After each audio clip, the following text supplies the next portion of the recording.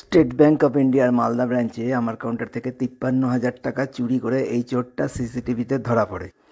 এই চোরকে পুলিশে দেওয়ার বদলে পুরো স্টেট ব্যাংক সর্বশক্তি নিয়ে আমার ওপর ঝাঁপিয়ে পড়ে ভয়ঙ্কর অত্যাচার চালায়। চোরের কোনো ক্ষতি হয়নি, কিন্তু প্রাণে বাঁচতে আমি চাকরি ছাড়তে বাধ্য হই। এফআইআরটা নিলে তো আমার চাকরিটা যেত না। এফআইআরটা নিলে তো এটা প্রসেসিংয়ে থাকতো, ব্যাংক করতে বাধ্য হতো, চেপে যেত না তো। ব্যাংক কি করলো? চুরির ঘটনাটা চাপা দিল, সিসিটিভি ফুটেজের বিষয়টা চাপা দিল, একদম চেপে গেল। আমার নামে মিথ্যা প্রচার করলো যে ক্যাশিয়ারের সাজানো ঘটনা, ওটা চুরি হয়নি ব্যাংক থেকে কিছু, স্টেট ব্যাংক থেকে। এগুলো সব দুর্নীতি, এগুলো সব অন্যায়। এই যে স্টাফ অফিসাররা জড়িত, চুরির কথা চেপে দিল, সিসিটিভি ফুটেজের কথা চেপে দিল। আমার সঙ্গে যেটা ব্যবহার করেছে আমি সেটা পাশে রাখছি সরিয়ে।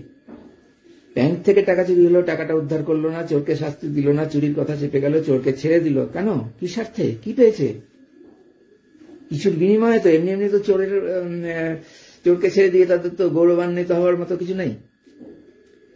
তো চোরকে শাস্তি ছাড়া তাকে একদম প্রচুর সম্মান খাতির করে যত্ন করে ছেড়ে দিল। এমন চাই সেই টাকাটা অবধি আমাকে ফেরত দেওয়ার জন্য উদ্ধার করে আমাকে ফেরত দিল না, 53,000 টাকা। পরে শুনেছি যে ওই টাকাটা নাকি দিয়েছে, কিন্তু জানি না, আমি তো পাইনি। এটা স্টেট ব্যাংক।